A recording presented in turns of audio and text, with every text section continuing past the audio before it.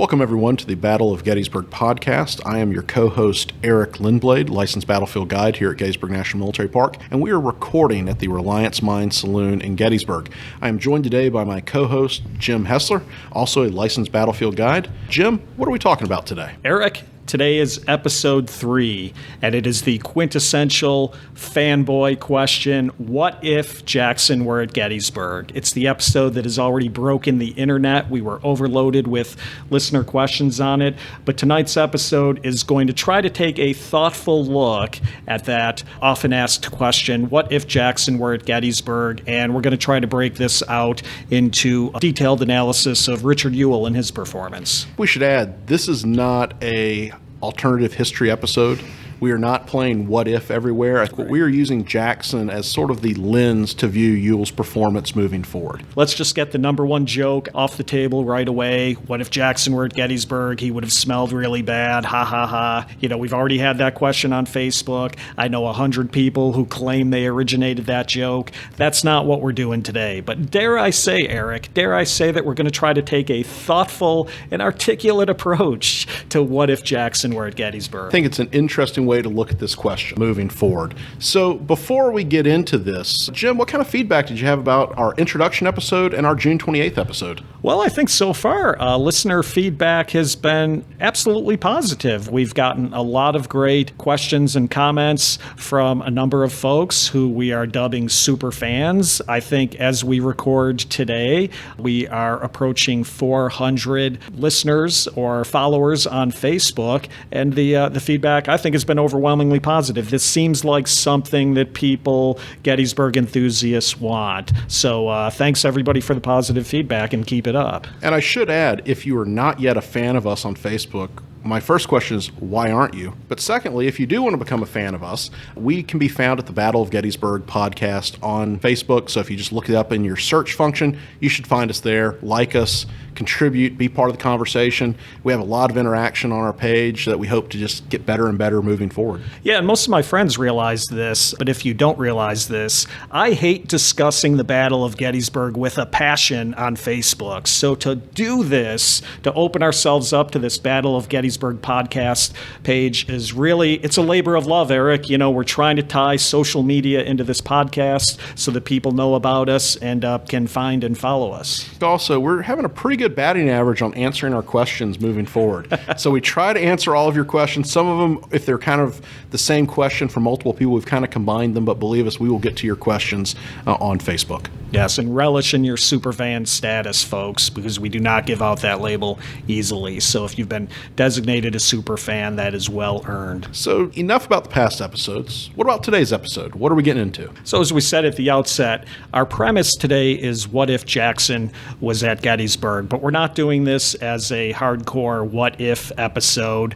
While we definitely appreciated a lot of the scenarios and questions that we received from folks, we're going to kind of set up and establish a few ground rules. We're going to presume that Jackson has survived the Battle of Chancellorsville. I think we decided, Eric, he's coming out of it with one arm. One arm. He's going to have one arm. The pneumonia has cleared up, folks. I know we had some thoughts about, well, what kind of condition is he in? He doesn't have pneumonia. He doesn't even have a head cold. He's Stonewall freaking Jackson. He's just got one arm, but he's survived the Battle of Chancellorsville. We do actually have a historical precedent for this. Let's think about Division Commander John Bell Hood here at Gettysburg. Suffers a pretty serious injury to his arm. He comes back, he's at Chickamauga a few months later. Yeah. So it is feasible in 19th century medicine. Dan Sickles loses a leg on July 2nd at Gettysburg. Within a matter of weeks, he is hosting elegant dinner parties in New York, and by October, he's trying to come back to the Army of the Potomac. There are precedents. So this is not, I think, too outlandish when we take this assumption here. Yeah. So that's one of the ground rules. So what other ground rules do we have? So having established that Jackson is relatively healthy, another ground rule that we have concerns the reorganization of the Army of Northern Virginia. We are going to propose, and we will get into more detail on this later, but we are going to propose that the Army of Northern Virginia does enter the campaign with 3 infantry corps, and Jeb Stuart is not the commander of one of those corps, as that was a question that we, a proposal that we had from a listener. listener. Talk about who we think would have gotten the Third Corps as we get into it, but again, that is another ground rule. All right, so we have our first two ground rules. What's ground rule number 3? Ground rule number 3, Eric, there is a Battle of Gettysburg. So I know one of our listeners proposed that perhaps with Jackson on the watch that there might not have even been a Battle of Gettysburg. Folks, the question is not what if Stonewall Jackson was around during June or July of 1863. The question is what if Jackson was at Gettysburg. So we are going to propose that yes, although Jackson is mighty, and there is no doubt about that, we're going to propose that he did not capture Harrisburg single-handedly and that the Battle of Gettysburg does still occur July 1st, 2nd, and 3rd, 1863. Now, I should add, you mentioned he would capture it single-handedly. In our scenario, he actually would have, potentially. Very true. So, and if anybody, don't get me wrong, folks, if anybody could have done that, Jackson would have done that, but not today. All right, so now that we have our ground rules, let's take a little bit of a background on some of these folks first, because I think it's good to kind of set the framework as we move forward on some of these individuals we're going to be talking about today. So we're going to start with a quick refresher course on the military career, the successes and, yes, failures of General Thomas Stonewall Jackson. And I'm going to turn things over to my co-host, Eric Lindblade, to kind of take the lead on this. Many of you may know Eric hails from eastern North Carolina, and a lot of his research has been on the Army of Northern Virginia.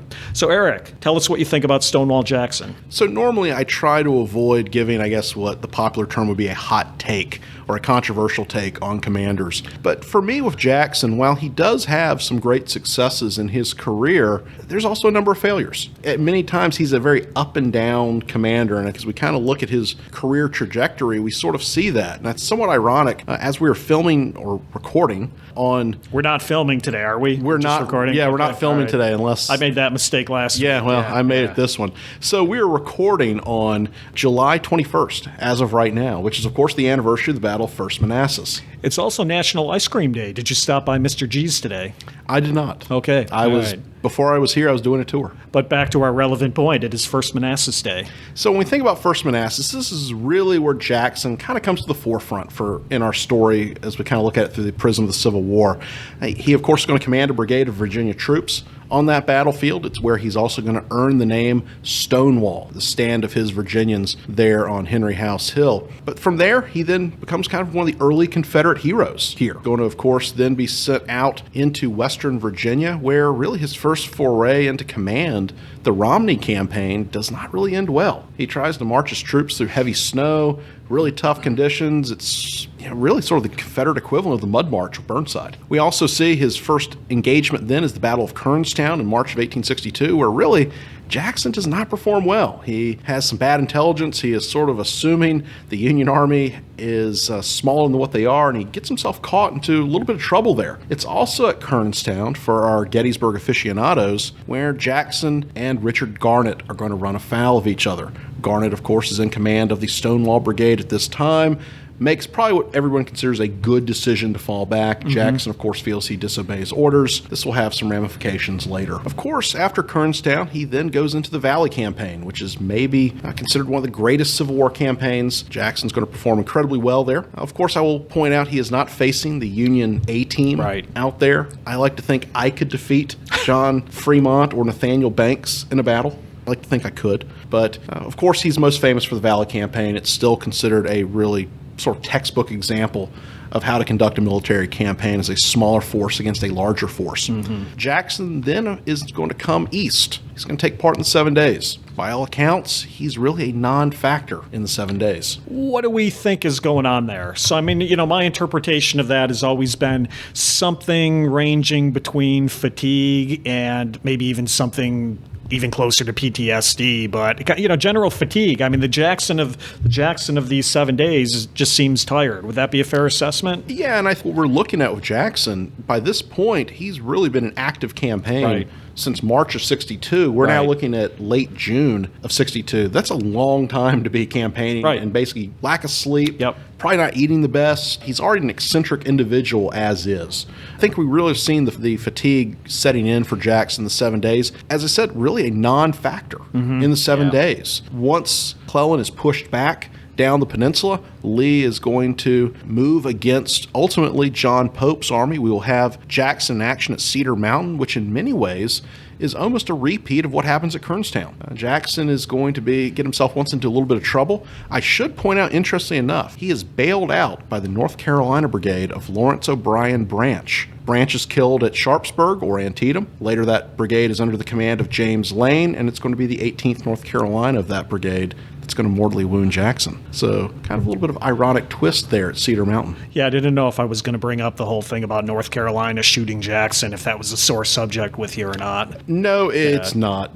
really. All right. So we take the blame for it. Yeah, we've gotten over it. Okay. I don't know if Virginia has, but North Carolina has. Hey, in our defense, he shouldn't have been riding out in front of a picket line at night. Well, I agree. The next action Jackson's going to be in, he's going to seize the Union supply depot near Manassas Junction. He's then, of course, going to take part in the Second Battle of Manassas, where, by all accounts, he performs fairly well. I mean, he holds the line against pretty strong numbers against John Pope's army. Then Longstreet's going to come in and lead to a smashing Confederate victory at the battle. Yeah, kind of Longstreet's the hammer and Jackson's the anvil on that one, is how they often describe it. It's also interesting when we sort of think about, here's Jackson on the defense, Longstreet on the offense. Mm-hmm. Normally we think of it should be reversed, shouldn't it? Yeah. Once again, we'll talk about this other episodes, the fact that Longstreet's a much better offensive commander than people give him credit for. Proving once again that Longstreet, the defensive general, is a myth. It is, absolutely. So next we see him in the Maryland campaign. Sort of an up and down campaign. He has highlights and some lowlights. Some might say that he might have moved a little slow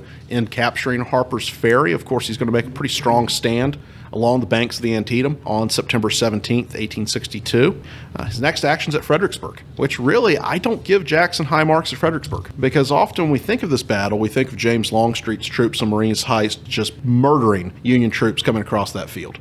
But Jackson is going to see along his line the one Union breakthrough of the day. George Meade breaks through his line. Jackson, there's some questions about the positioning of his troops. Almost was a disaster for the Confederates in that part of the field. Moving out of Fredericksburg, we now move into Chancellorsville, where Jackson is going to have his greatest day of the war, and where he will ultimately leave our stage. So I sort of sum up Jackson often as he's kind of the 20-something rock star. You think about Jimi Hendrix, Janis Joplin, Jim Morrison. He leaves at exactly the right time. Yeah. We don't see his terrible concept album in 1984 that nobody wants to listen to. We want the hits. We want First Manassas. We want the Valley Campaign. We want Chancellorsville. And it sort of creates him almost as the closest thing to a martyr that the Confederacy is going to have. And as we look at him moving forward, he sort of becomes deified. We forget the bad sides of Jackson. We really elevate the more positive aspects. And I think it's often that prism that we view Jackson as it relates to the Gettysburg campaign. It's also the reputation that Richard Ewell is going to have to live up to moving forward. Right, and not always successfully. So now, after we have kind of given a little bit of Jackson, my sort of take is he's a very up and down commander. I don't think he's a bad commander necessarily. I would actually place Longstreet above him as a commander. Sure. And if I had to say as a corps commander, I think Longstreet's a lot more dependable. And I think Lee did also. Ultimately, in terms of looking at their seniority, as many people know, Longstreet is actually senior to Jackson, and that probably was not an accident. No, not at all. That is something that we look at moving forward with as we look at this reorganization coming in after Jackson's death. So, Eric, I guess as I'm thinking of the career of Stonewall Jackson, as you so eloquently summarized, there's obviously a number of campaigns and battles where he is on both the offense and the defense. As I'm trying to extrapolate that into Jackson at Gettysburg, the reality is that Jackson at Gettysburg is probably going to be on the offense. There's not, if we all know how the battle plays out and ultimately Lee takes the offense. And if we assume Jackson was here and he would have been a part of that. So I guess my question is, we think of Jackson, the offensive general, so you're looking at the Valley campaign, maybe even looking a little bit of the Second Bull Run campaign, and then obviously Chancellorsville.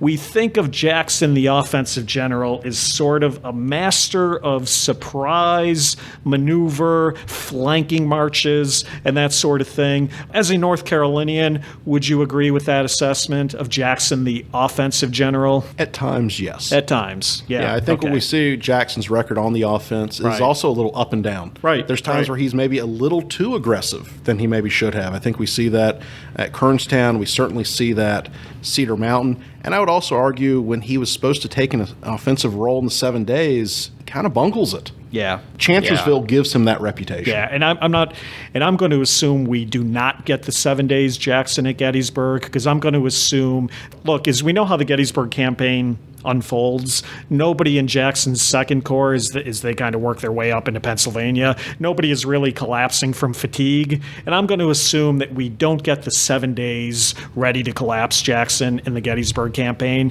So what I'm going to do today is I'm going to throw first Bull Run out the window, because I kind of think everybody's just learning on the fly there. I'm going to throw Jackson of the 7 days out the window here. And now the question is going to be, do we get Jackson of the Valley campaign? Do we get Jackson of Chancellorsville? Or do we get some sort of Jackson of the Second Manassas campaign? And I don't need you to answer that now. I'm just sort of posing that for the listeners as we start now, I think, move next into the reorganization of the armies and then eventually Gettysburg campaign. So for the purposes of this episode, we're going to look at the reorganization of the Army in Northern Virginia that follows Chancellorsville in two ways. One is the hypothetical version that Jackson survives Chancellorsville. Mm-hmm. And then we'll also look at what happens in reality that's actually going to take place in May and June of 1863. And we'll kind of give our thoughts, because I think in some ways they kind of dovetail into each. Yeah, and I think there's a lot of overlap. So even though this is going to be some hypothetical, I think there's a lot of grounding in what's going to actually happen moving forward, and I think Lee's thoughts. Right. So I guess the question now is, what was Lee's thoughts on reorganization? Yeah, it appears that Lee has already been thinking of reorganizing the Army of Northern Virginia, and that essentially the two corps under Jackson and Longstreet were, in Lee's view, too unwieldy to manage. I think you and I are in agreement. I don't want to speak for you, but I think we're both in agreement that even if Jackson survives Chancellorsville, which he does in our hypothetical scenario, I think you and I both agree that Lee is still probably breaking the Army of Northern Virginia into a third corps anyways. Yeah, I agree that Lee is most likely going to reorganize his army after Chancellorsville. Lee has had some experiences in previous campaigns that I think suggest this. Some of his letters and some of his thoughts seem to kind of point in this direction. Lee is going to famously say that he felt that the Corps were too large for one man to command, and I quote, beyond the range of his vision and frequently beyond his reach. So Lee is looking at some of these past experiences of coordination, communication, and I think he feels that maybe if we break this army up, it might improve the efficiency of the army moving forward. Agree. Another challenge that Lee is looking at also is capable officers for Corps command. Because it's one thing to reorganize an army, but you got to have Corps commanders. And Lee will say that famous quote to John Bell Hood that the Army of Northern Virginia, in his words, would be invincible if they could be properly organized and officered. There never were such men in an army before. They will go anywhere and do anything if properly led. But there's the difficulty. Proper commanders. Where can they be obtained? So do we agree, or do we both think that Third Corps is still going to be A.P. Hill? My gut feeling is it's A.P. Hill. Yeah, so Eric and I were talking about this actually before we went on the air, and I think given how Hill had performed at Chancellorsville, initially Hill was temporarily put in command of the Second Corps after, what happened to Jackson, that I think it looks like Hill is going to be the next guy. So I think in our hypothetical scenario, and this is where kind of the hypothetical scenario dovetails into reality, but you've got three corps hypothetically coming into Gettysburg. In our what-if scenario, it's Longstreet, obviously, then it's Jackson, and then it's A.P. Hill. So with the exception of swapping out Jackson for Ewell, at that level, the hypothetical scenario doesn't look all that different from what actually happens.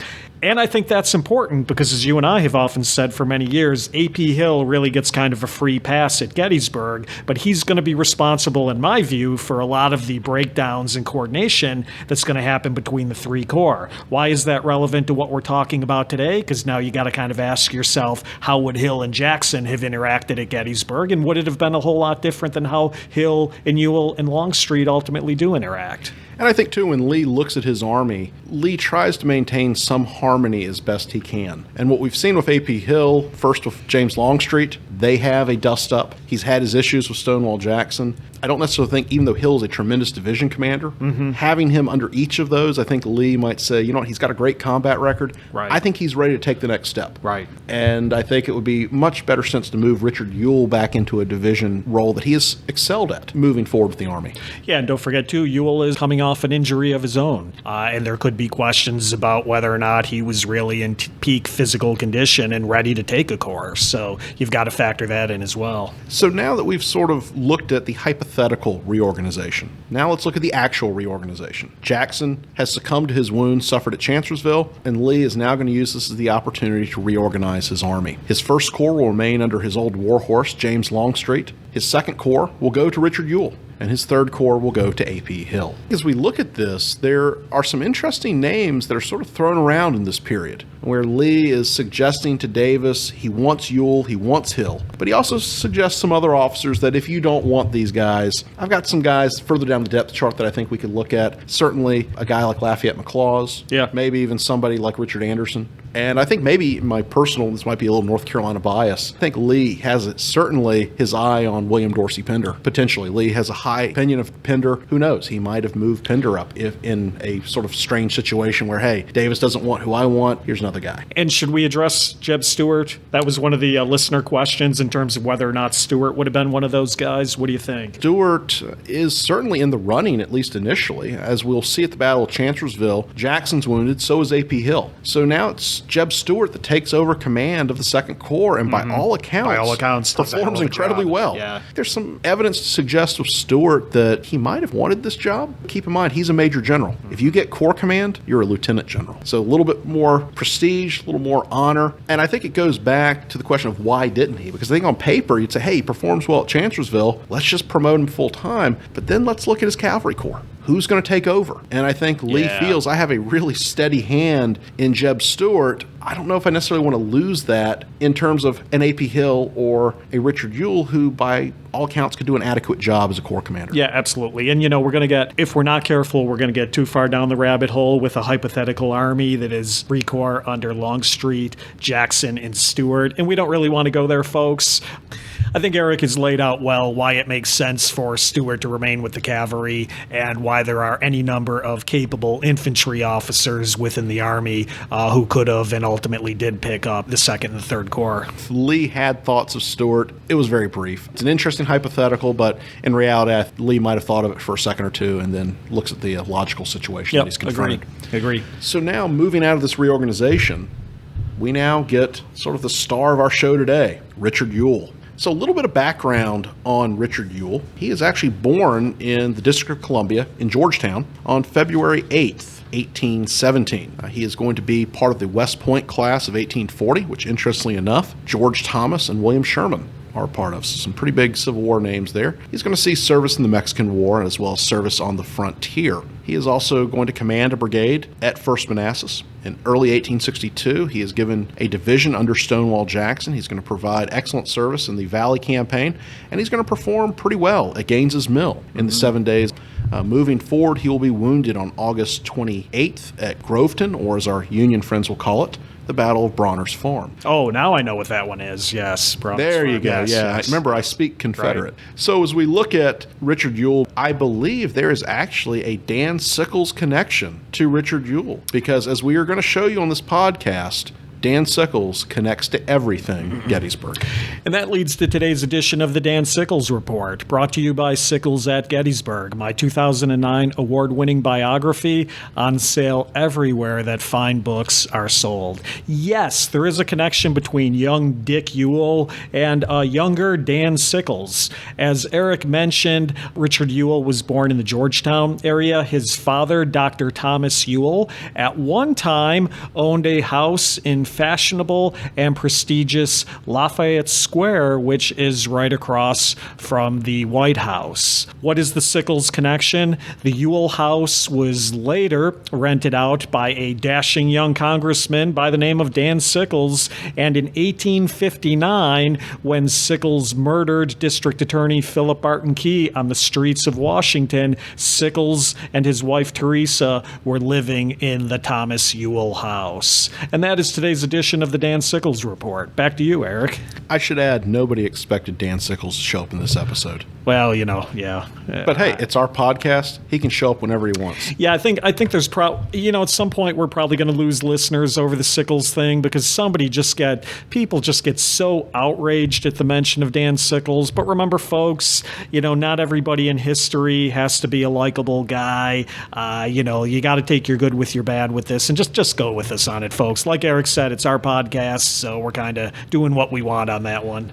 So after Groveton, Richard Ewell's going to lose a leg. He's going to have some challenges with the recovery of that. By all accounts, he's doing pretty well, but then maybe thinks he's doing better than he really is. He'll try to get up and move around. He'll have some falls, worst of which is actually on Christmas Day in 1862 when he falls and basically the bone is going to protrude out of the skin again. So he has a lot of complications with this wound getting back. But one of the advantages of recovering from a severe wound is that he gets married. So now we have romance on the podcast. Now we have today. Romance on the podcast. Romance on the podcast. See, folks, even though we have Dan Sickles, we try to include something for everyone, listeners of all ages and types. You want to tell us about the romance? Yeah, he is going to marry, and this might be the most Southern thing I've ever said on this episode, his cousin. Well, of course. But keep in mind, this is the 19th century. Things are a little bit different then. But he had actually courted her before. And it just didn't work out. Her husband had died, left her with quite a bit of money. And of course, finally, she is going to see this moment that he's recovering, and her love gets even stronger, even though it had begun before that. And they're going to get married before the Gettysburg campaign. And he always calls her Mrs. Brown. Isn't that cute? It is. Isn't that adorable? Absolutely. That's adorable. But it does, all joking aside, it does raise a question. Do we think the new marriage hinders or sort of cools, any battlefield aggression that he might have? It's well known in many Civil War memoirs that many officers thought, falling in love or getting married often, for lack of a better word, sort of cooled off the aggressive temperament of the officer who got married. Do we think that happens to Ewell at all? Maybe subconsciously, and I don't want to psychoanalyze Richard Ewell, but I think he's now has somebody he's somewhat responsible for, somebody that he's accountable to, whereas if you're just a bachelor soldier, if you die, you die. Right. I think now he thinks, well, if I die, I'm leaving behind a widow. Right. That's a lot of weight. Well, he's got Mrs. Brown to live for now. Also, something I found interesting, when we look at the Jackson and Ewell comparison, by all accounts, before his wounding, Ewell was not a very religious man. In many ways, during this recovery period, for lack of a better term, he finds Jesus. They talk about he gives up his drinking, he gives up his swearing, all these things that were kind of part of his personality before this. He sort of changed who he is. So maybe we're seeing a new, maybe improved Richard Ewell. It's tough to say. Yeah. And we'll kind of look at this as we move into the Gettysburg campaign itself. So as we move into what becomes known as the Gettysburg Campaign, Richard Ewell is going to formally take command of the 2nd Corps on June 1st, 1863. Now, he had been ordered to take command before this, but this is the day that he formally steps foot into the Corps and takes over the reins. So, Eric, how did men in the Army feel about this? Were people enthusiastic? Were they questioning Ewell's promotion? What were they saying about this? And there's a lot of great quotes from this period. Jed Hotchkiss, on Jackson's staff, most famous for making him a map of the valley, is going to write to his wife, "We have our wishes gratified here in having General Ewell to command the old army of General Jackson. As much ardor as could possibly be transferred to any man has been transferred by this corps to General Ewell." We also see this in the ranks. Colonel Clement Evans of the 31st Georgia is going to write, "The old confidence in Jackson has found a new birth in our faith in Ewell. Always a favorite with his division, he is now the idol of his corps." Sandy Pendleton, one of Jackson's staff officers, is going to say about Ewell that he was the old hero, friend, and fellow sufferer, comrade in battle, and fellow mourner with each of us. Wow. That's high praise from Pendleton.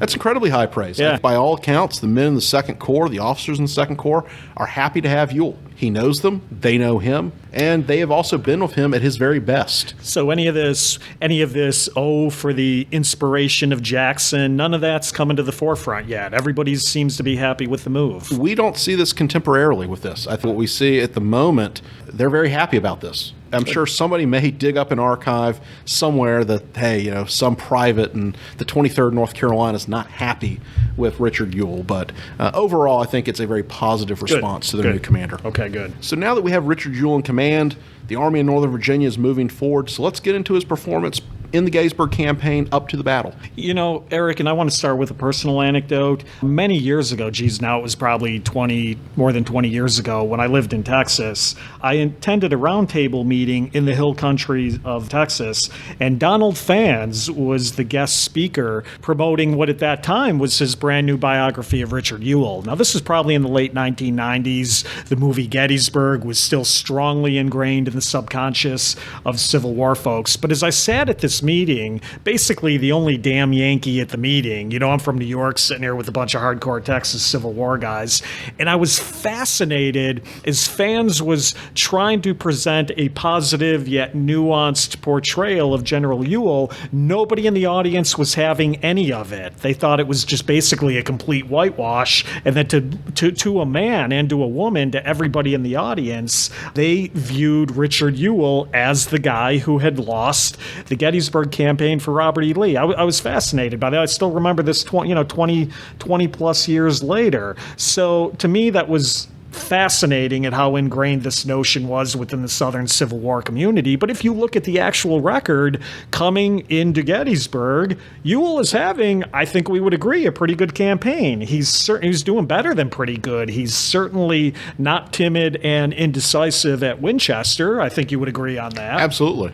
And so is the Second Corps is basically the vanguard of the Army of Northern Virginia running up into Pennsylvania. You know, we established a little bit on the prior episode, but as the Second Corps is coming into Pennsylvania in late June, going through again places like Gettysburg and York, and ultimately getting to the banks of the Susquehanna opposite Harrisburg, would anybody, or does anybody really criticize the performance of Ewell in the Second Corps in any way, shape, or form up to this point? I know a couple of our listeners again proposed that there wouldn't have been a Battle of Gettysburg, kind of implying that Ewell was dragging his feet through Pennsylvania. But was he? I don't see that. My sense is he's not. He's also, remember, he's having to gather supplies as well, so that takes time, and that's a major component of Lee's campaign. I think if we look at the performance of Early's division, Rhodes's division, Johnson's division moving forward, I think you mentioned Winchester, we look at Berryville as well. Mm-hmm.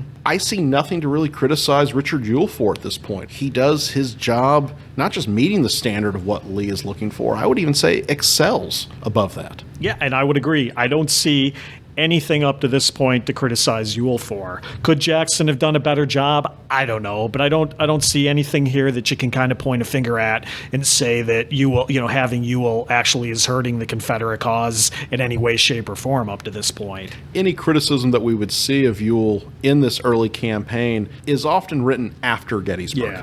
And I think Gettysburg is sort of coloring that view of him moving forward. So just back to the Winchester comment. So again, if Ewell is not acting up to this point as a timid, indecisive commander who needs subordinates to kind of bully him into action, if we're not seeing that up to this point, the question for the listeners is going to be, does something change between June and the evening of July 1st that is suddenly going to overnight turn Richard Ewell again into this sort of timid, indecisive person that some of the Gettysburg literature portrays him as? In his career up to this, at points in the Valley campaign, he's operating almost as an independent commander. Yeah. Away from Jackson, and performs very well. And if we think about his assignment moving down the Shenandoah Valley into Maryland, into Pennsylvania, he's essentially doing sort of a quasi-independent command as the vanguard of the Army, and he's performing really well. So I think sometimes that myth of him as a very timid, indecisive, really needs a strong leader above him,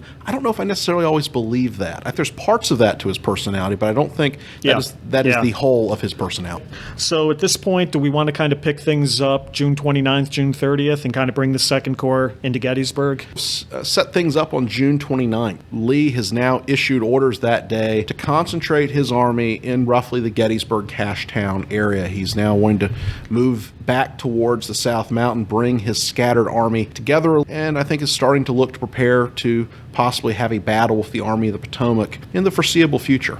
All right, so I've got Ewell's OR here in front of me, and for the June 30th entry, Ewell talks about accompanying Rhodes' division at Heidlersburg. And what Ewell writes is the following. At Heidlersburg, I received orders from the commanding general to proceed to Cashtown or Gettysburg as circumstances might dictate, and also a note from General A.P. Hill saying that he was at Cashtown. Now, Eric, before I go forward, how does Team Ewell kind of react to getting those discretionary orders from Team Lee? At one point, we have a moment where Richard Ewell is meeting with Robert Rhodes, Jubal Early, and also Isaac Trimble, who's been kind of hanging around Ewell's headquarters for the last couple days, which I think does not make Ewell very happy, but that's another topic altogether. But it was written that at this meeting on the 30th, that Ewell is going to produce Lee's orders, and it was said that he read it several times, and then he's going to criticize, in Ewell's words, its indefinite phraseology. Right. He's later going to say, why can't a commanding general have someone on his staff who can write an intelligible order?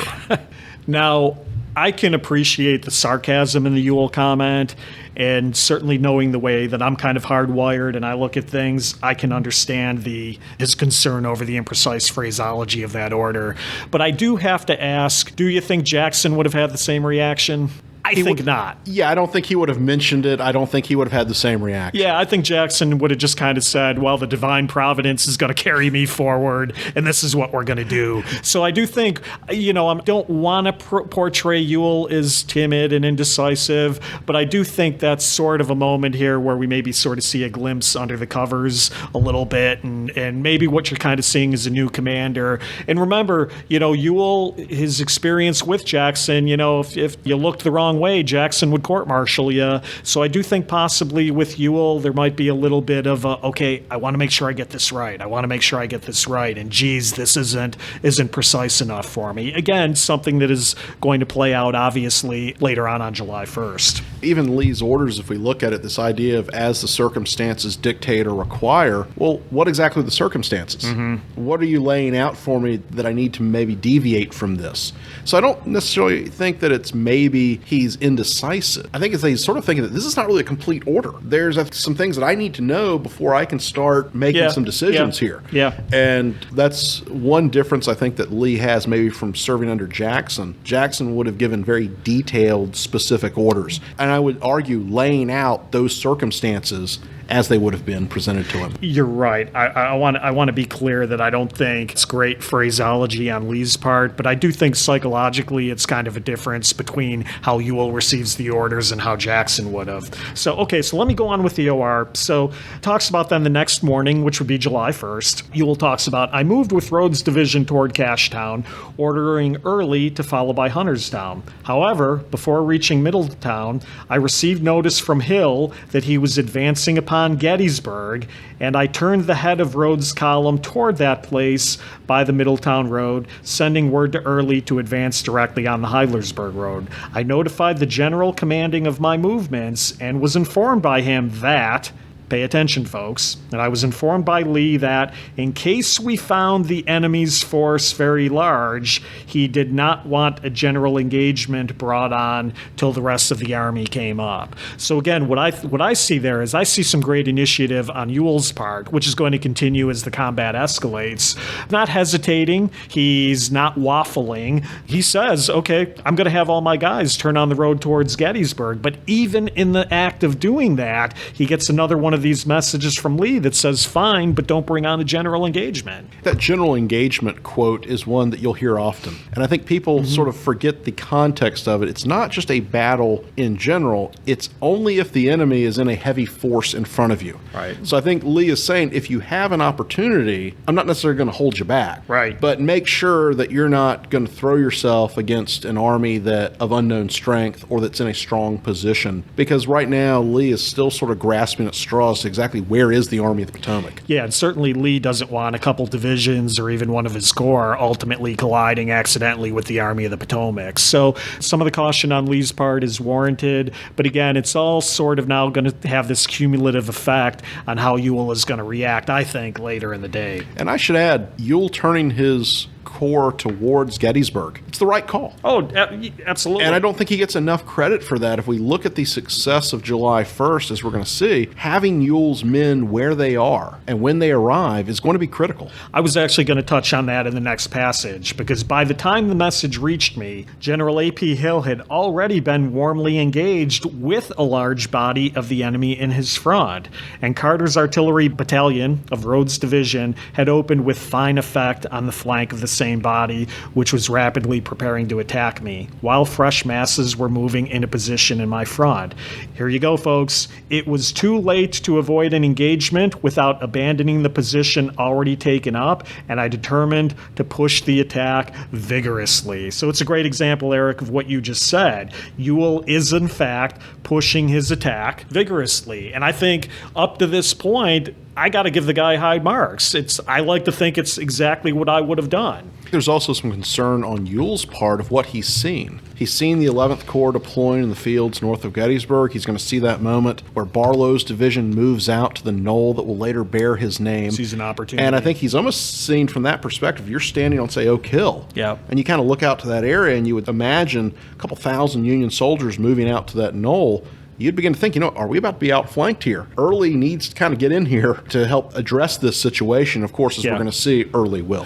I sometimes bristle when we treat Civil War battles like fantasy football. It's Lee versus Meade, or it's, Corps Commander versus Corps Commander. There's a lot of guys all up and down the ranks who are going to help determine success or failure in any given action. And I think one of the things that Ewell benefits from is having Early aggressively come in, strike the Union Army's flank at the right time, Barlow's knoll, and then essentially roll it up. But nevertheless, I think Ewell has done exactly what the Corps Commander should do, and he's sort of moving the chess pieces around the board here and getting them onto the field as quickly as possible. So again, I'm giving Ewell a 2 thumbs up here, folks, right now. And I've often said on tours that with hindsight, we're all great generals. We know the right calls they need to make at the right moment. But when you're on the battlefield in the moment, challenge my groups, imagine we're in the moment.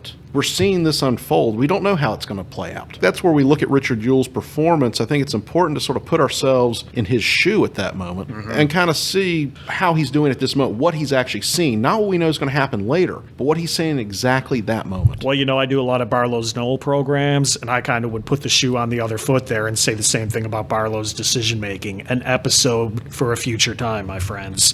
But from that point of view, getting back to sort of the premise tonight, Jackson at Gettysburg, up to this point, is there really anything that you or I can sort of see in our crystal ball here that Jackson would have done remarkably better than Ewell? I can't think of anything. We know ultimately that the attacks of Rhodes's brigades off of Oak Hill are hardly masterpieces, and again, I guess we could wonder how that might have played out if Jackson was on the field. Maybe that would have been better. Maybe it wouldn't have been. I don't know. But from the point of view of Ewell arriving on the field, seizing an opportunity, and basically rolling up that Union right flank, ultimately like a wet blanket, to use a phrase from somebody else. But I don't see how you can really say at this point Jackson done anything remarkably better than what Ewell does. We could maybe criticize Ewell on the performance of Rhodes's men. Even if you look at Chancellorsville, Jackson's greatest moment in the war, there were issues with certain Confederate brigades, even in that attack. Yep. All told, I don't see anything that's different from what Jackson would have done. He moves aggressively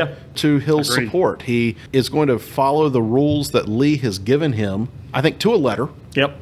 And takes advantage of the situation as he sees it. Yeah, well, again, ultimately, what was it that Ewell said in his report? He said, look, it's too late to avoid an engagement. I'm not abandoning the ground. I determined to push the attack vigorously. You could give me that report from Stonewall Jackson, and I wouldn't recognize the difference between the two guys. If we would put that quote, attack vigorously, and we would say, who said it? Stonewall Jackson or Richard Ewell? Yeah. 99% of Civil War buffs are going to say, oh, that's Jackson. That's not Ewell. Yeah. Of course, it's Richard Ewell. It's Richard Ewell. Dick Ewell. So now, we're not really going to get into the tactical breakdown of this necessarily. I don't think that's the purpose of this episode. Nah. So we're now at the point where Union troops west and north of town are falling back to Cemetery Hill. The Union line has broken, and this is really where the controversy begins to pick up. with Richard Ewell. So just before the controversial moment that we'll see later in the day, Richard Ewell actually has two pretty close calls in the battlefield. And one of those is actually a question that was sent to us by one of our listeners, Neil, asking, heard that Ewell was unhorsed by an artillery shell on July 1st near the foot of Oak Hill. He first says, is this true? And second, how badly was he shaken up? And did this affect his command decisions? Ewell's going to have, this is one of the two close calls he's going to have, and by all accounts, the sources place this moment near the battery of William Carter, near the McLean barn. Which would be around Oak Hill. A shell fragment is going to strike his horse in the head, and Ewell was thrown to the ground. Ewell's going to mount a new horse and continue on. If he is stunned, I don't really see evidence of it, and a lot of those around him are going to indicate that he pretty much says, I'm fine, yeah, we're good, we're good, keep going. Agree. So, of course, that's one of his close calls. We also have the moment where he's actually struck in his wooden leg by a bullet. Well, is he or isn't he? Because the one thing I think we want to remember, as far as I know, the primary source for that is John B. Gordon's memoirs. Now, folks, we know John B. Gordon tends to be an entertaining storyteller and the spinner of some tall tales that maybe don't always play out. But here's what Gordon says in his memoirs. Late in the afternoon of the first day's battle, when the firing had greatly decreased, Ewell and Gordon are riding through the streets of Gettysburg. And I'm going to pick up what Gordon says. As we rode together, a body of Union soldiers posted behind some buildings and fences on the outskirts of town suddenly opened a brisk fire. A number of Confederates were killed or wounded, and I heard the ominous thud of a minie-ball as it struck General Ewell at my side. I quickly asked, "Are you hurt, sir?" No, he replied, "I'm not hurt. But suppose that ball had struck you, we would have had the trouble of carrying you off the field, sir. You see how much better fixed for a fight I am than you are. It don't hurt a bit to be shot in a wooden leg." So there you go, folks. John B. Gordon, our source for that. I don't see that account showing up in other more scholarly studies of the first day. I think we kind of have to learn to take John B. Gordon with a grain of salt. But it does go back to Neil's question. I think Ewell is one tough son of a gun. He's probably a lot tougher than we would give him credit for, to pick himself up after getting unhorsed by that artillery shell, which does seem to happen. And then whether or not he gets shot in the wooden leg, if it didn't happen, maybe it should have, because it's a nice story from the not always reliable John B. Gordon. I always say with some of these myths, there is always a little kernel of truth, and I think Ewell's response is very in keeping with his personality. Yeah. Ewell, by all accounts, has a good sense of humor and kind of a sarcastic nature to him, so it is a very Ewell-like response. Whether or not John Gordon created the Ewell-like response or it actually happened, that's tough to say, but we do have moments where we know that Ewell and others are fired on in the town, so I don't know. A part of me, even though I tend to sort of roll my eyes at anything John Gordon says, a part of me thinks, maybe there's a chance. It might not have been as exaggerated as he makes it out, but it does sort of fit some things that we do know about the circumstances. So the one thing that I'll add too is I'm going to give a shout out to superfan Rich Keener, who is the moderator of the Gettysburg in Your Thoughts Facebook page. Rich proposes that this bullet strikes Ewell in the wooden leg. If it were Jackson, it would have struck him in the real leg, and therefore Jackson would have been essentially carried off the field as being wounded, and command of the Corps would have been turned over to Richard Ewell. And subsequent events would have ended up turning out not a whole lot differently than they had. So, as we sort of go down this Twilight Zone rabbit hole of what ifs here tonight, think about that. If that account did happen and that were Jackson would have been shot in the leg and probably taken out of commission. Man, my head is starting to hurt thinking about all this stuff. Or what if that artillery shell had hit the head of Little Sorrel? Oh my God. That would look really terrible in the VMI museum today. That would. But assume that, what if that shell just moved a couple inches forward and hits Jackson? See, this is the problem we get into with what ifs. That we always assume what if is going to lead to something good. We never do what if somebody's on the battlefield and something bad happens to them. Yeah, right. And we should probably point out when we titled tonight's episode, What If Jackson Were at Gettysburg, in case you haven't figured it out yet, Eric and I were being a little cheeky in sort of coming up with that as the episode title, while we loved the swarm of what if alternate scenarios that came around it. Ultimately, we're going to mostly move forward here with Ewell, although I do still have some close closing thoughts on if Jackson is still with us. Absolutely. So now let's move into where we're at. Yep. Union troops are falling back towards Cemetery Hill. The Confederates are swarming into Gettysburg.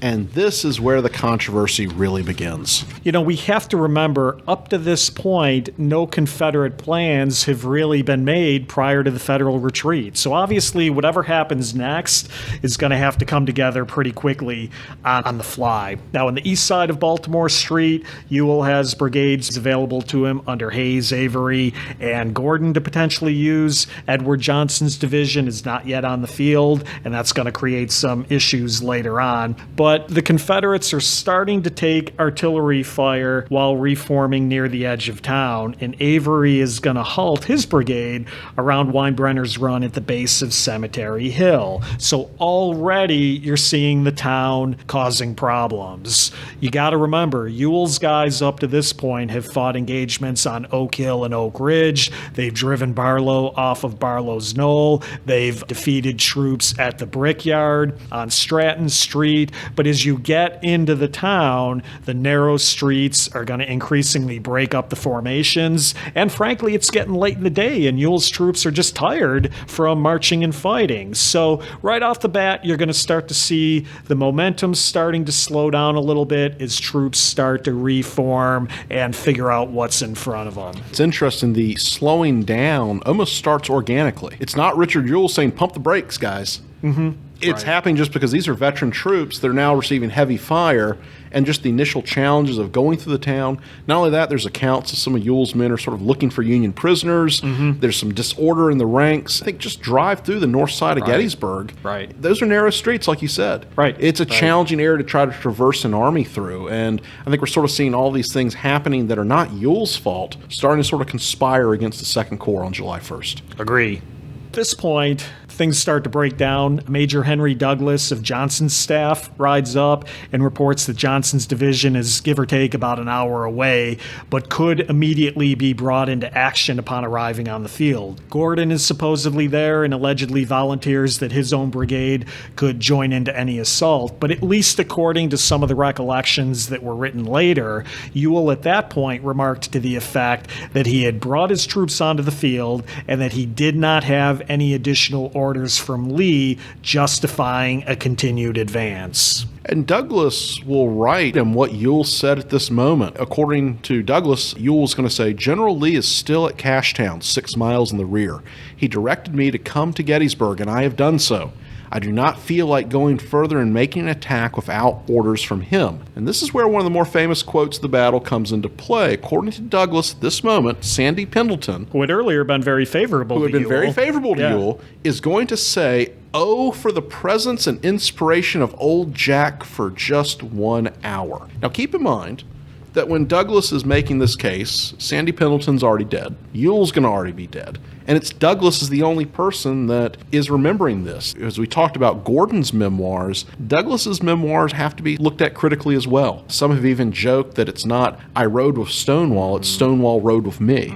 So we have to look at this, assess, is this a valid quote in the context of what's actually happening? I'm not sure if it is, because it seems to sort of fly counter into what's happening at this point. Yep, absolutely. Now, the other thing then that's starting to go south for the Confederates at this point is we start to get reports of enemy troops on the York Pike, which as Ewell is progressing towards Cemetery Hill, would potentially put enemy troops on Ewell's left flank. He wants extra Billy Smith's brigade on the scene, but Smith, again, believes that a large force of the enemy is moving up along the pike and remains detached to watch for enemy troops. So after several warnings, Early then sends Gordon's brigade to take charge of the situation. So now we basically have both Gordon and Smith out of action, more or less, and unable to participate in any assault on Cemetery Hill. Jubal Early will write later that he feels that Smith's report was just not true, it's false, but yet he still sends Gordon out there. Yeah, right. So it's one of those things, if you don't believe it, why are you sending Gordon out there? Yeah. And this is always one of those moments that has sort of intrigued me about the battle. We know there's not Union troops on the York York Road. But there are going to be Union troops on the Hanover Road. And potentially could the two have been confused? If you look at a map of Gettysburg, there's a period where they almost run parallel to one another. Potentially, is this what's going on? I don't really know, but I think we use this account to make extra Billy Smith of this bumbling buffoon a little bit. It's a great story that he sees fence posts rather than men. Phantom troops, it's often positioned as. Yeah, but I think if that's the case, and Early is this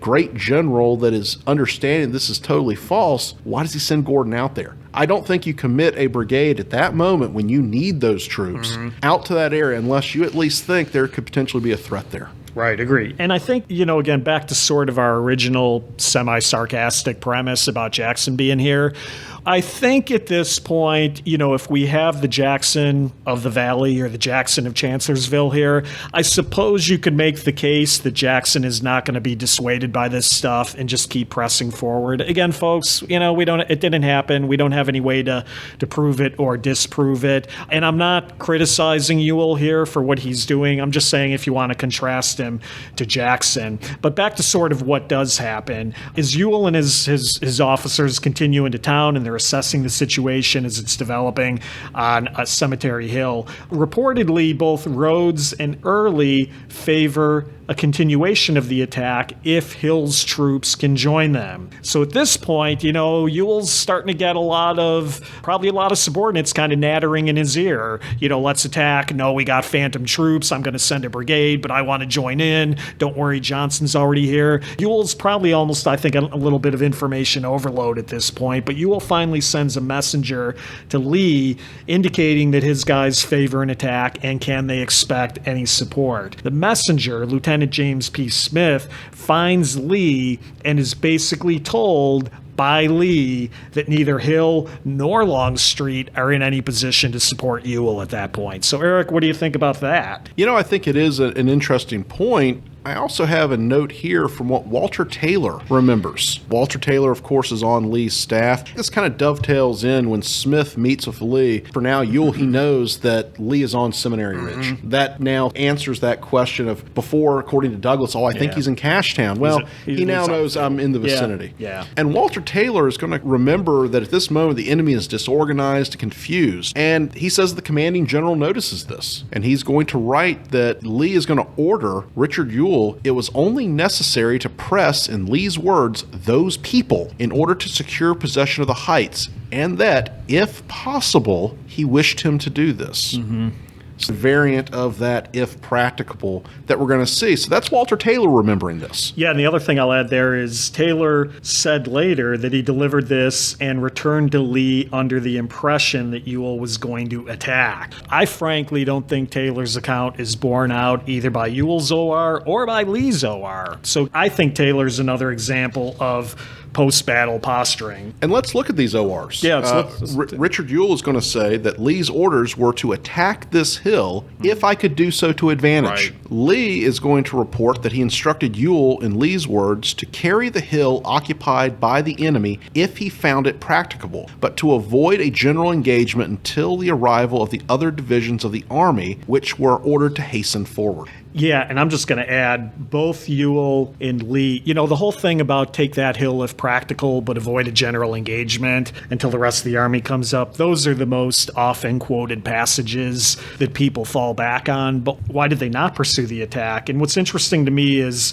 prior to that, in Ewell's OR adds, I could not bring artillery to bear on it, and all of the troops with me were jaded by 12 hours of marching and fighting. Folks, both of those reasons make perfect sense. Ewell at this point has really nowhere that he is going to bring artillery support onto an attack on Cemetery Hill, and as we touched on earlier, his guys are tired from marching and fighting. But in Lee's report, and Lee adds in his January 1864 report, without information as to its proximity, the strong position which the enemy had assumed could not be attacked without danger of exposing the four divisions present, already weakened and exhausted by a long and bloody struggle to overwhelming numbers of fresh troops. So Lee at least seems to be acknowledging this danger that, look, my guys are worn out and we've potentially got fresh enemy troops on the scene. It's after that, folks, that then he goes into General Ewell was therefore instructed to carry the hill occupied if he found it practical, but avoid a general engagement until the arrival of the other divisions of the army,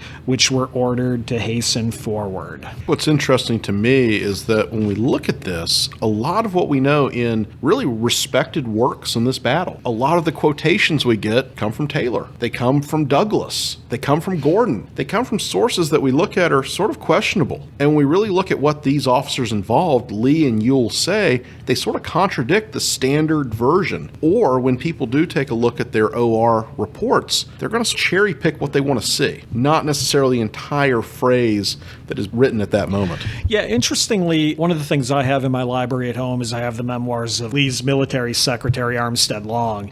And it's interesting because you would assume, and he is, a top shelf Robert E. Lee supporter. But even on this one particular episode, Long later wrote that an attack at this time would have been hazardous and doubtful of success. So there are even a few guys in the Robert E. Lee camp, who are kind of breaking ranks with Walter Taylor and saying, look, man, this would not have been, as easy as you made it out to be. One of the things I look at, too, is the mention of artillery placement. I would urge anybody, when you come to Gettysburg, go from Oak Hill over to Benner's Hill. Between those two hills, try to find me a good artillery platform. Yeah. There isn't one. And I think maneuvering through that area, the town's there, you got to move around the town, it's an exposed position. There's a lot of things that make that problematic. The officers on the field would have seen that. Yeah, not only would they have seen it on the night of July 1st, but the results from July 2nd or July 3rd are going to totally bear that out. At no point, and we all know what happens, the artillery fighting on Benner's Hill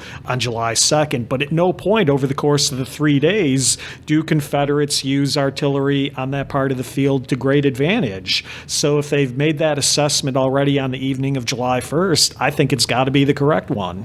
The one time where I think they had at least a little artillery success is that initial bombardment from Latimer's men on Benner's Hill on July 2nd, but we quickly see what happens to Latimer's men. They get it handed to them. Yeah, I mean, they get maybe the first punch in, but the subsequent punches are going to be pretty rough to take. Should we talk a little bit at this point, just to give it some depth here, in terms of what is going on Cemetery Hill at this point? Not get into the whole Hancock and Howard thing, but I do just want to touch on, nobody knows for sure at this point in time what the Union dispositions on Cemetery Hill were, but I'm using Harry Fans's estimates. His first day book is as good of a resource on this topic as any.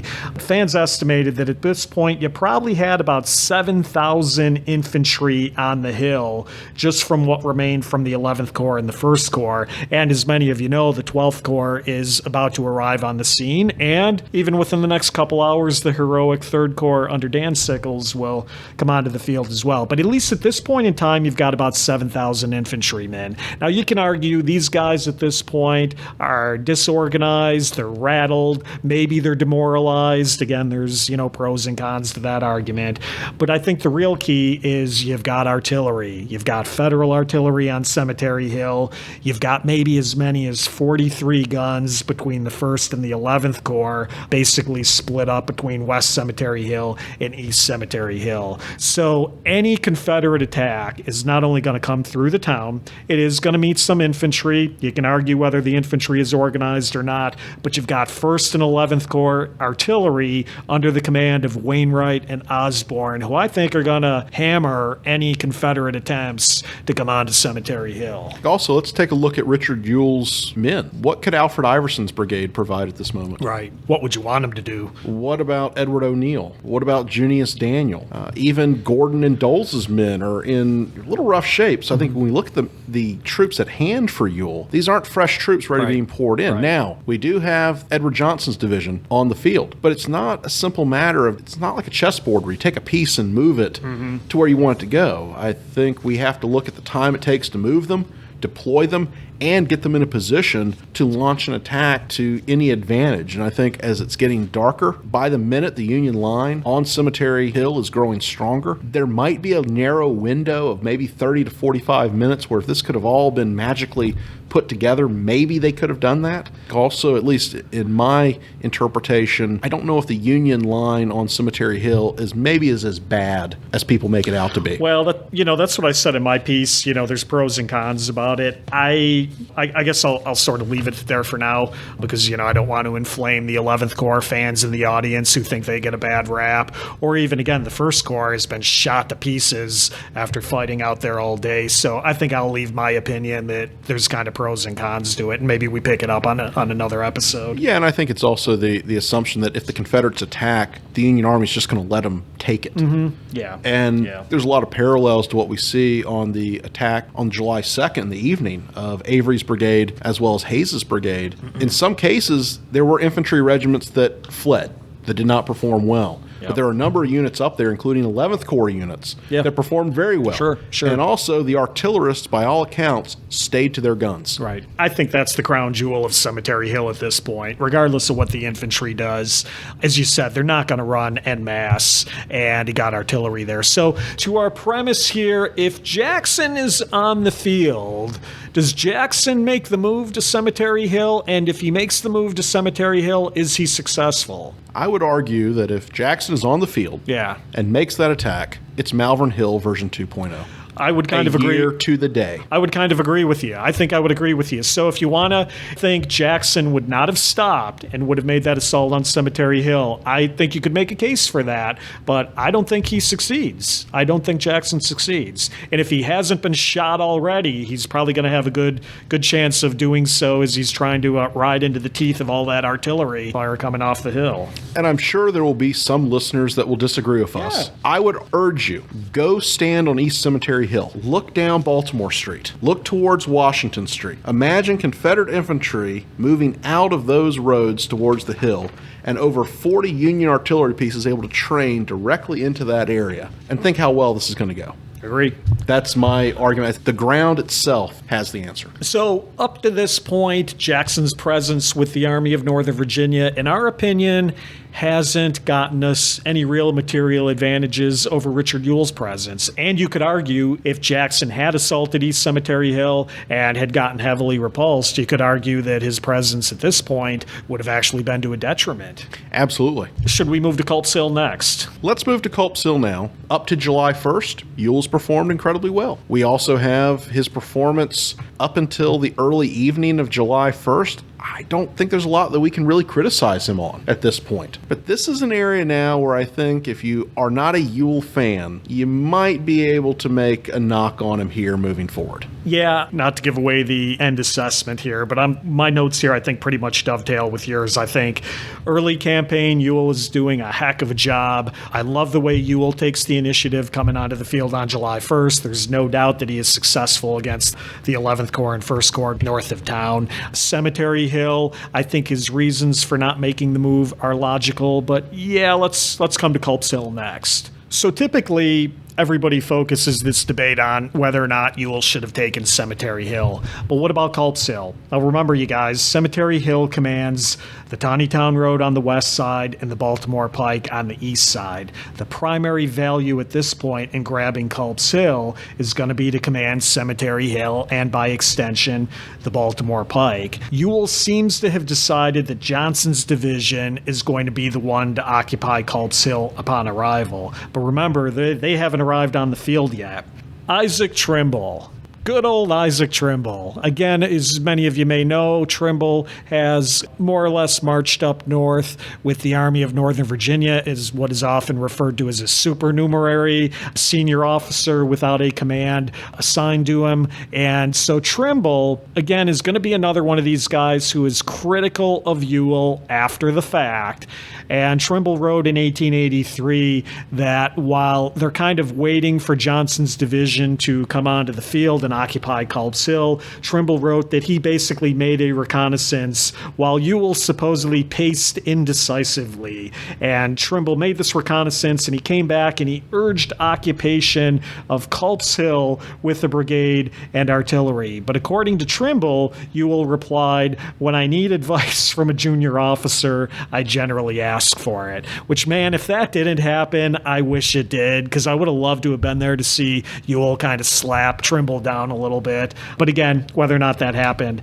Another conversation, Rhodes supposedly replied that his men were too tired to participate, and Early allegedly says, "If you do not go up there tonight, it will cost you 10,000 men to get up there tomorrow." So again, you've got some great sort of post-battle accounts coming into play here, sort of painting the picture of a real debate within the Ewell command structure in terms of, man, we got to get that hill before the enemy does. And when I look at this, I do think there is a good chance that the Confederates could have seized Culp's Hill if they wanted to. They could have maneuvered around to be somewhat protected from the artillery on East Cemetery Hill. I think they would have been able to maybe make a push for that. I think this is a point where I do have to kind of fault Ewell a little bit. I think this is a missed opportunity. Of course, then the question is, we have Culp's Hill. What do we do with it? Yeah. I mean, we have it, but that's also to assume the Union Army would just let them have it as well. Well, so going back to our Jackson premise, if you get the good Jackson here at Gettysburg, Jackson is known for moving troops, flanking maneuvers, and I think Jackson was wise enough to realize, okay, I'm not going to make a frontal assault on Cemetery Hill. I likewise, in my mind, sort of envision Jackson doing a sweep around Cemetery Hill and at least getting a couple of brigades onto Culp's Hill. And this is really the first time where I'm kind of seeing a divergence between what has been a pretty good performance by Ewell up to this point and what would have happened to Jackson. Now, whether or not Jackson would have kept Culp's Hill, I'm going to kind of hold my thought until later on. I think to that point, Ewell, as you said, we're starting at this point to waste time. And as the Yankees, Hancock and then Slocum, are kind of getting their act together and are eventually going to throw some troops over to Culp's Hill, Ewell is probably at this point missing the opportunity to just get somebody on that hill before the enemy does. And I think that best describes it. It's a missed opportunity. Yeah. So not only do you have this missed opportunity, but you have a lot of back and forth here, which I find fascinating. I always find the personal interactions sometimes more interesting than, who stood where kind of stuff. But at some point then in the evening, Lee pays a visit to Team Ewell, in which they kind of argue their respective cases. Lee leaves and then basically sends Colonel Charles Marshall with word that Ewell is to move to the right unless he can carry that position in his front. But Ewell visits Lee and persuades him that yes, Johnson's division is either on the field or they're almost on the field and they can carry the hill. To me, in hindsight, this is Ewell's big mistake, because what he's been given the opportunity here to kind of pull back, and he says, no, leave me where I am. I can carry that position. And as we know, subsequent events of the next couple of days are going to show that to not be valid. So Ewell, by all accounts, hesitates. Maybe misses an opportunity here. How's the Union Army going to take advantage of this?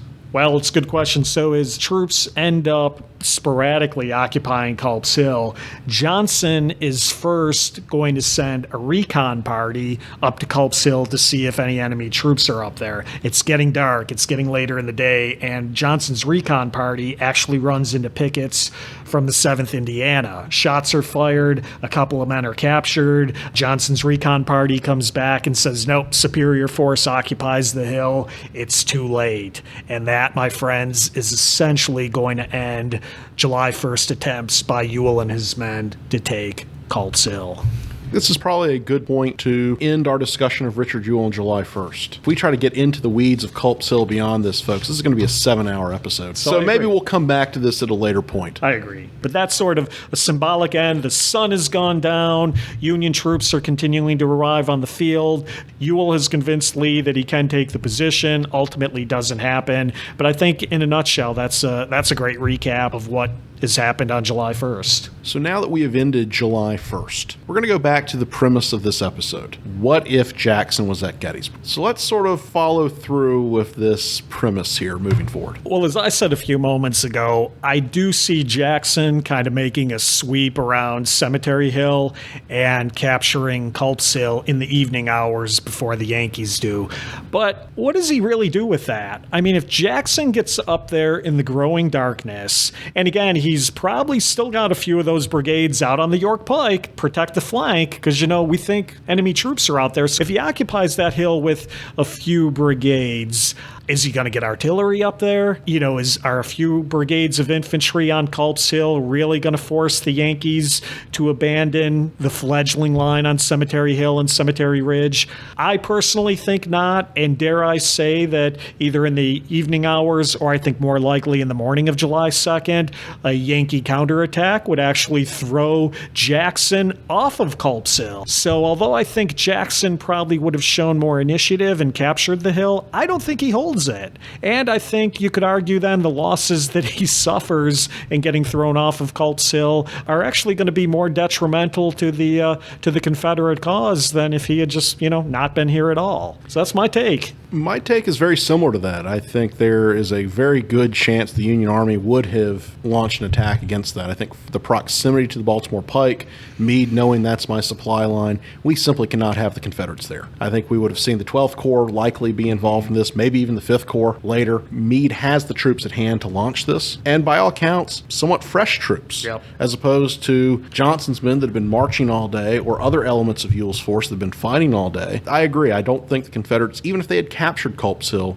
would have been able to hold it unless they had put an overwhelming force on that hill. Which I don't think at that point they have. And certainly, again, the real results of what happens over the next couple of days are going to show how much difficulty Lee has reinforcing from flank to flank. So if Lee is going to put an overwhelming force on Culp's Hill, I'd love to know where that's coming from. It's a very good point. As we look at this now, I think this is a good time to give our post-game analysis on this to our question, Jackson versus Ewell, comparing and contrasting their leadership styles, give our final thoughts on this. Yeah, I think, at the end of the day, in our hypothetical scenario or in the real-world scenario, the Army of Northern Virginia does not win the Battle of Gettysburg. So I don't think either Ewell or Jackson, in my mind, makes the difference that it's going to cause Lee's army to win the battle. But I think in terms of assessing Ewell's real-world performance, as I've said a couple times on the podcast thus far, I think up until the decision to not take Culp's Hill, but also I think Ewell's big mistake is convincing Lee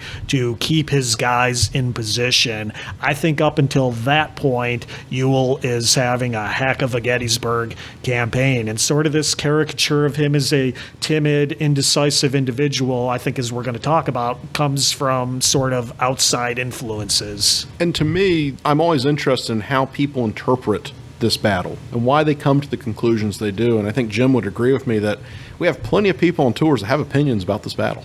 Right.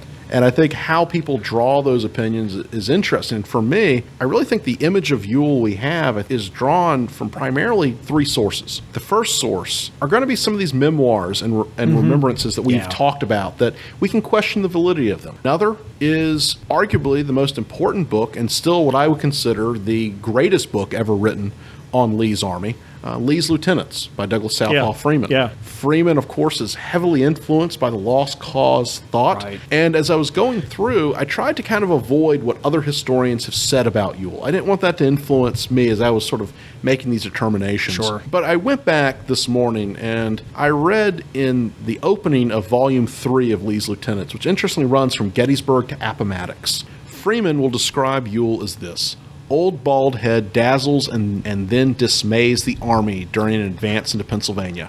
After exploits that would have added to the fame of Stonewall himself, Ewell loses the power of decision.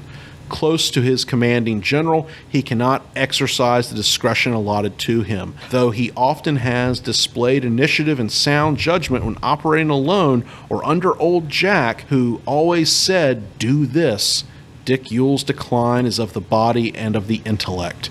His spirit is as firm as ever. Gosh. All right. I think there's a core of some truth in there, but I think part of this lost cause mythology is Freeman alluded to. It's not always intended as an attack on Ewell, but obviously it's what if Jackson, what if Jackson had been here? Lee would have won. And even some of that is directed at Longstreet. Well, you just have Longstreet. If only you had Jackson instead kind of thing. So, yeah, I think the lost cause obviously starts it with a lot of this, for the inspiration of Jackson for 1 hour kind of stuff. But I think from Ewell's perspective, unfortunately, he gets, for lack of a better word, he kind of gets screwed by that. He certainly gets thrown under the bus unfairly in a lot of areas here. And I think as we move this forward, we look at those initial memoirs that are written. That influences Freeman in his writing. Freeman certainly has influenced every other writer since on the Army of Northern Virginia. Right. And I would even extend it to this. Those writings influence an author by the name of Michael Shara, who's going to write a book, The Killer Angels, that then becomes the movie Gettysburg. Because I bet for a lot of people, as they were thinking about this, their mind is playing in their head the give me one brigade and I will take that hill. And Ewell sort of showing up to Lee being this sort of dawdling, sort of dullard that doesn't really know what's going on. Which, by the way, you have to get the extended version of the movie to even get Ewell, But the Trimble scene is so memorable. I threw down my sword, down on the ground, and all that stuff. And I just want to throw in a caveat there, because I know there's going to be somebody out there who's going to groan every time we mention the movie Gettysburg. Listen, guys and ladies, Eric and I are battlefield tour guides. We take lots of people around the battlefield, and I can tell you that they are as influenced by the Killer Angels and the movie as any historical document out there. Yeah, that influence is waning a little bit, but the point Eric was trying to make is valid. People have read the Killer Angels, they've seen the movie, and both of those are really unflattering in their portrayal of Richard Ewell, and it's a hard image for him to shake. Absolutely. And I'll actually put a line in the sand right now. I will argue The Killer Angels is the most influential book ever written on the Battle of Gettysburg. Absolutely argue that. I like to think Sickles of Gettysburg is up there, but that Killer Angels is pretty good too. No, all joking aside, I think absolutely it is. People don't read Coddington, they read The Killer Angels. And again, as we said, back to our topic, very unflattering of Ewell. Well, I guess the book is. It's been a long time since I've read the book, but I sure as heck know the movie is. Sort of gone long on this episode. I think in our introduction, we said we wanted these to be about 45 to 60 minutes. We've gone a little long, but I think we've also had some challenges here of not only dealing with what happens, which is a very complex action, we also had to add the hypotheticals into it. Yeah. So, of course, we always end our episodes with some listener questions, and we do have a few that we have not addressed in the episode. So as I'm looking at our listener questions, the first comes to us from Superfan Maria. Superfan Maria. Hey, Maria, if you're out there listening. And her question is, was Ewell even in the position, given the confusion of his divisions, time of day, to successfully take the hill? Did he think it was more of a suggestion, she's talking about Lee's order, than an actual order? So, Jim, what are your thoughts on that? Well, I think in Ewell's mind, the phrase, if I could do so to advantage, is what basically drives all of his decision-making on that. And I'll go back to what I said earlier. I think ultimately the frazzled condition of his own troops at that hour, as well as not being able to bring artillery to bear on it, I think in Ewell's mind, and with a lot of justification, I think that all gives Ewell reason to not take Cemetery Hill. So our last question comes from Superfan Neil, who had a question about where exactly Ewell's headquarters was on the battlefield, and there's a number of conflicting accounts as to where this is. Some will place Ewell's headquarters out at actually the intersection of the Carlisle and Table Rock roads. Right. Some will place it at where the marker is today on the Hanover Road, and others will place it at the Crawford House. So as I was kind of digging through this, I thought, okay, you know what I'm going to do? I'm going to consult the people that have done the most research on Richard Ewell. So I consulted Harry Fonz's book, Cemetery Hill and Culp's Hill, and I also consulted his son Donald's book on Richard Ewell. Really great biography. If you've not read it, I'd highly recommend it.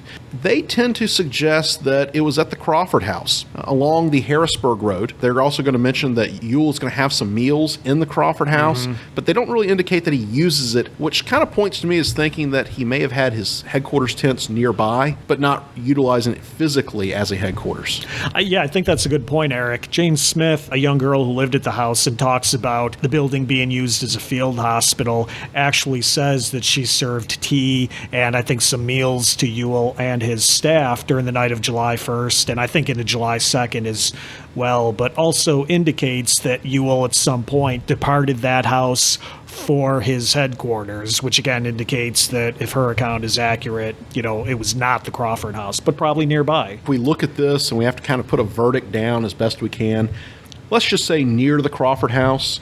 Now, please don't ask us where exactly, but I think we can say with the evidence that some really good historians who've really delved into this, and I think some other things that we have found, I think we can say nearby the Crawford House, in the immediate vicinity. Yeah, and I'll just add as a caveat, there are Corps headquarter markers on the battlefield for Longstreet, Ewell, and Hill. All of them were placed on the battlefield in the 1920s, and really none of them have any provenance whatsoever. We don't really know where any of those three guys with any certainty place their headquarters, and unfortunately Ewell falls into that camp. But it's a great question by Neil. I've wondered it many times myself. So our third episode, I think, gone in some extra innings here. So I think it's time to close this thing out. I do have a few final thoughts. I do want to promote the Association of Licensed Battlefield Guides Fall Seminar. It's a really interesting topic, gone but not forgotten. These are all areas of the battlefield that have been used at previous times that have gone away. Things like the World War I camps, burials of dead, battlefield during World War II. Plug for myself, I am one of the presenters. I will be discussing the 1913 reunion and how it also leads to the formation of camps we will see in 1917 and 1918 on the battlefield during the First World War. So if you're interested, it's in the fall. It's November 8th through 9th. A lot of good programs. If you're interested, you can sign up on the Association of Licensed Battlefield Guides website, which is gettysburgtourguides.org. So just go to there, follow through the links, you can register online, and we hope to see you there. Jim and myself are both battlefield guides, so if you are interested in coming to Gettysburg and you're looking to do a tour of the battlefield, which we would highly recommend, there's a number of places where you can secure your guide. One is by calling the Association of Licensed Battlefield Guides office at area code 717-337-1709. We would recommend that you call a number of days in advance if you can. Trying to do same-day tours or even within 24 to 48 hours is a little challenging. But if you do show up and you're looking for a guide, you're just kind of looking to do a walk-up tour, there's two places you can do that. One is the Gettysburg National Military Park Visitor Center at 1195 Baltimore Pike, and also in town at the Gettysburg Heritage Center at 297 Steinwehr Avenue. Now, I should point out that guides at both of those locations are on a first-come, first-served basis. So with that said, Jim, we've got an episode coming up. What are we talking about? We do, Eric. Episode number 4 will include James Longstreet, Dan Sickles, and Sherfy Peaches. We are going to get back into combat, and we are going to do the Peach Orchard at Gettysburg on our next episode. As some of you may know, I have recently written a book co-authored with another licensed battlefield guide, Britt Eisenberg, called Gettysburg's Peach Orchard. I truly believe that the Peach Orchard is some of the most underappreciated terrain and combat on the battlefield. It drives both Union and Confederate strategy on July 2nd and ultimately culminates with Robert E. Lee making the heartbreaking decision to launch Pickett's charge on July 3rd. So we hope you guys will join us next time for Gettysburg's Peach Orchard, episode 4 of the Battle of Gettysburg podcast. With that, we want to thank you for listening. You can find us on Facebook at the Battle of Gettysburg podcast. Please like us, share our page. We want as many people to follow and listen to us as possible, and we do appreciate the support of those who have already done so. So once again, we want to thank you for listening, and we will see you next week.